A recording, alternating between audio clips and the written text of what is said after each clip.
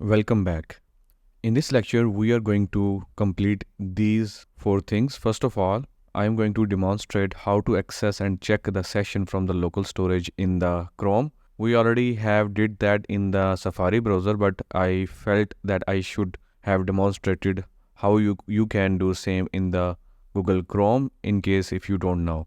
After that, we will implement the auth guard to protect the private routes using auth guard, and then we will implement the interceptors to include token in headers from a centralized location. And then finally, in the backend project, we have left hard-coded user IDs in several places. So for example, when you are creating a post or creating the category, for every time if I show you database, for everything we are saving the user ID. And currently we have hard-coded that user ID everywhere. So we should have used the real user ID from the token that we get every time we receive a request from the front end. So let's begin. I already have opened my project in the Google Chrome. So let me show you from the inspect element. Go to the application and then click on the local storage, and here you will see the link of your domain or website that you want to check. Click on that. It will show you all of the local storage for your current website.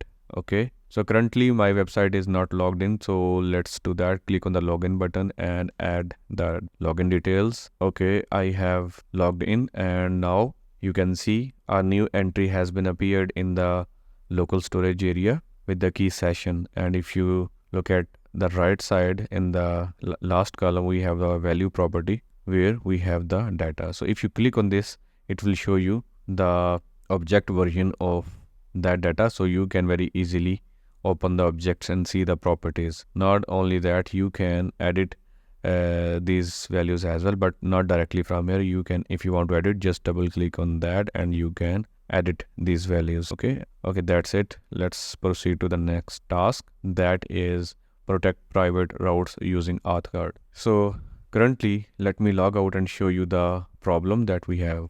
Currently, I am not logged in, but if I try to access the admin panel, it allow me to access that. So in order to use that, we have to generate a guard. So you can manually create a guard, or there is a command in Angular CLI that you can also use. So open the new terminal in the root directory of your front-end project like this, and now run this command ng generate guard, press enter, and it is asking the name for the guard. So you can name it auth, and here it is asking which type of guard would you like to create. So I would like to create can activate. It is already selected. If you want to select a different one, so you can use the key arrows from your keyboard, and if you want to select a different one, just press the space. It will select those as well. You can select multiple options as well. For now, I want to select only one option, that is can activate, and press enter. It has immediately created the guard for us. So let me collapse all of these folders. So guard has been created, and I guess we should have moved all of the guards in the core folder maybe, because currently we will have only one guard. But in case if we consider the scalability, in future you may have to create multiple guards, so it's better to have a separate folder where you will keep and store all of your guards. So let's implement that. For now, I'm going to create a new folder in the core folder with the name guards, and let's move it. Currently we are not going to use a spec file, so I'm going to delete it. Okay, now let's cut this file and move it in the guards folder. Great. Now let's implement this guard. So here, first thing is that we need to inject our auth service is equal to, we will be using the inject function from Angular /core, and here I will pass the service that I would like to inject. So pass the name of auth service and make sure to import the auth service and inject function. Now after the auth service, I will have to inject the router service. So router is equal to inject and pass the router service to it. Make sure to import the router from Angular /router, and after that I will use the if condition. If auth service dot session, if there is a session, that's mean user is already logged in, and then we can simply return true from here. Otherwise we should not return true, but instead we should redirect user to the login page by using router.navigate, and here it should be the /auth/login. Okay, and after that you can return the false because it was throwing error that we did not return anything. This condition does not return true. Okay, now let's integrate this auth guard with our router. So go to the app routes, and here you can see we have the route with the name with the path admin. So let me move it in another line so that we can see it clearly.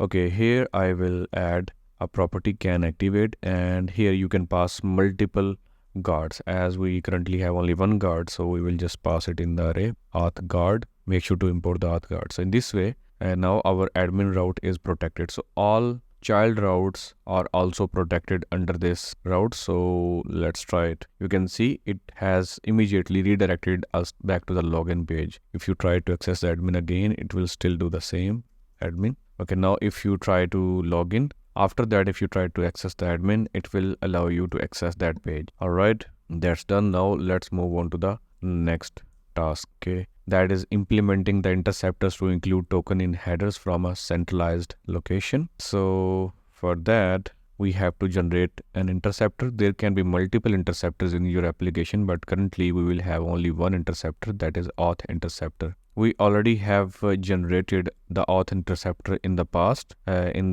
lectures, so we just have to implement it. So here first of all we need to inject the auth service like this. Auth service is equal to inject and pass the auth service. Make sure to import inject and auth service from their paths. Okay, and now I need to create a constant for the token is equal to auth service dot session access token. We used the question mark because the session variable can be undefined as well, because in the case if user is not logged in, then session would be undefined. So if it is undefined, then it will not try to access the access token property. So that is the benefit of using the question mark. If you don't mention it, then it will throw error. So currently we are using TypeScript, that is helping us, but if you did not specify any type, and in that case, if there is no data, if session is undefined, and if it tries to access the property, then application will crash in the browser. That is not a good thing for production. So that's why it is good idea to keep question mark, and the TypeScript is enforcing us to follow these practices. That is the benefit of using TypeScript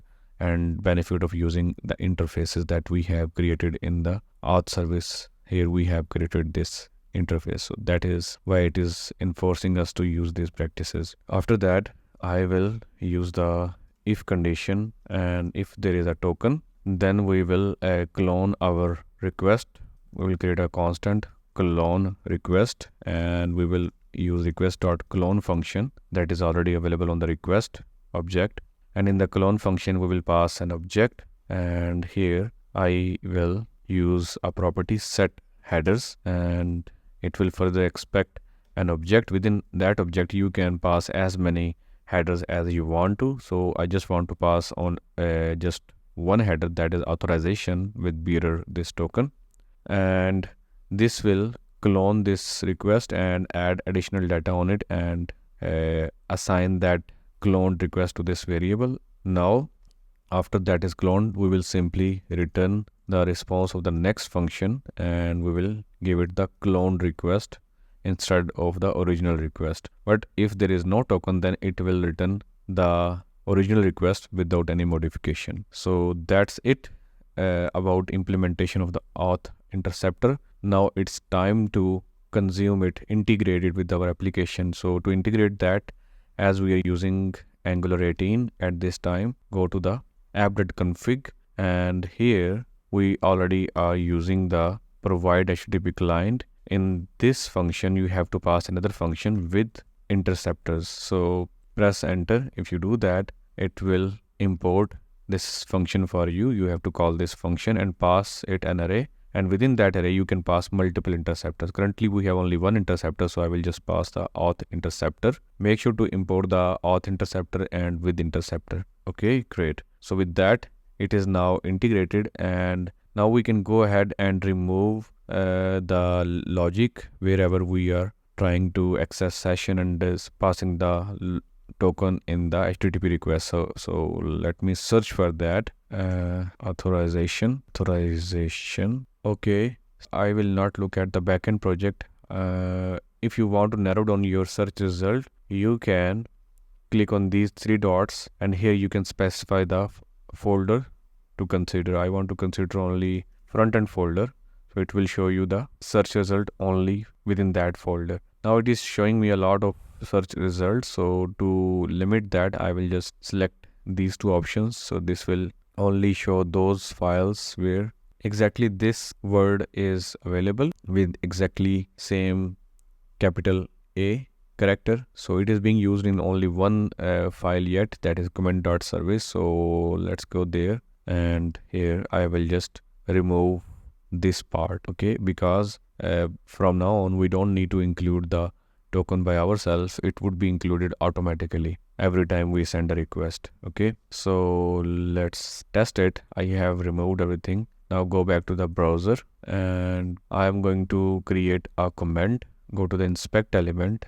and go to the network and type the comment testing with token. Hit the submit button. Request went through, and let me show you the token was included. Here you can see authorization header was added along with the correct token. So from now on, whenever any request goes to the server, every time it will include the token. So for example, let me show you. Go to the inspect element network and reload it. It is sending these three requests to the backend. So if I show you the headers, the token authorization header is being added in all of these requests. Although this token is not being used because we don't need token to display data, like to get a post by ID or to get the multiple articles. We don't need a token, but it still automatically add the token if it is available in the session. But if it is not available, it will just skip that and it will not add any token. So just to demonstrate it, go to the home page, and you can see this. In this request the token was added, but if I log out and go back to the home page, this time there is no authorization token added. Okay, all right, now this task is also implemented. Let's move on to the last task of this lecture, that is replacing the hard-coded user IDs with the dynamic implementation that will get the user ID from the token that we will be receiving. Okay, now let's collapse this and go to the backend project. In the source directory, go to the controllers and go to the category controller, and here I can collapse the function where we don't need a user ID. We need a user ID where we are trying to mutate data in the backend, like we are trying to add a category. Here you can see we have hard-coded the user ID. Okay, create a constant user is equal to, here use the parenthesis request as any, because in this interface there is no user property anywhere. That's why it will show a TypeScript error if we try to access the user properties. If I set its type any, then we can type anything, it will not complain about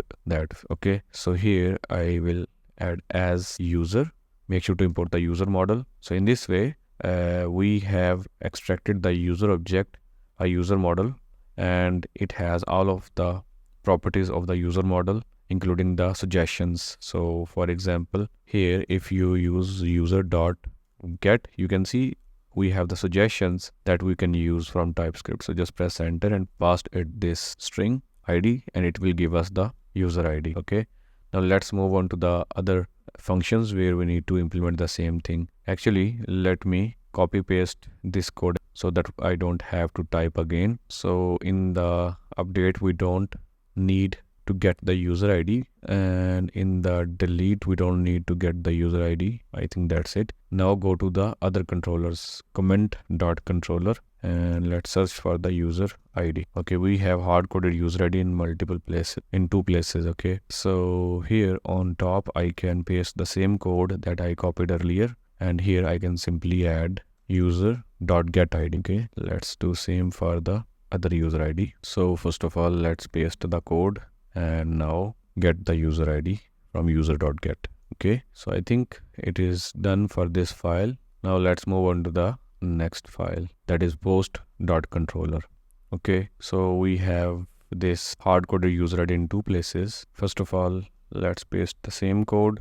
Make sure to import the user model, and here I can simply replace it with the user.getID. Now let's move on to the second hard-coded user ID. Here in the delete post controller, let's paste the same code and replace the hard-coded ID with the request user.getID. Okay, I think that's it. We don't have the hard-coded user ID left in this file. Now we can move on to the tag.controller.ts. Let's search for the user ID. I think there is no user ID anywhere. So here we have hard-coded the user ID. So we have to fix it here as well. I have pasted the same code, and let's import the user model. And now here use the user.getID. Okay, so I think that's all for this file. Let's look at all of these controllers once again carefully so that we don't miss any other place where we have to fix this problem. So in the add category, we already have done it. In the update category, we did not use the user ID yet. Same for this. Let's move on to the comment.controller. Okay, this is also done. That is also done. Now delete comment controller. Yes, we already have got the user ID from the session. All right. Now let's quickly look at the post.controller. Once again, I'm going to collapse. Okay, here we have hard-coded user ID that we forgot. So let me paste the same code, and now here I can use user.getID. Okay, great. Now let's carefully look at other functions. Okay, let me search for the hard-coded, let me search for the globally. We need to search in the backend project. Okay, I don't find any reference of this string anywhere, so I think it is done. Great. All right, I think that's all I wanted to cover in this lecture. In the next lecture, we will start working on the admin panel, and I will be using the Angular material to implement the admin panel. So thanks for staying with me. See you in the next lecture. Goodbye.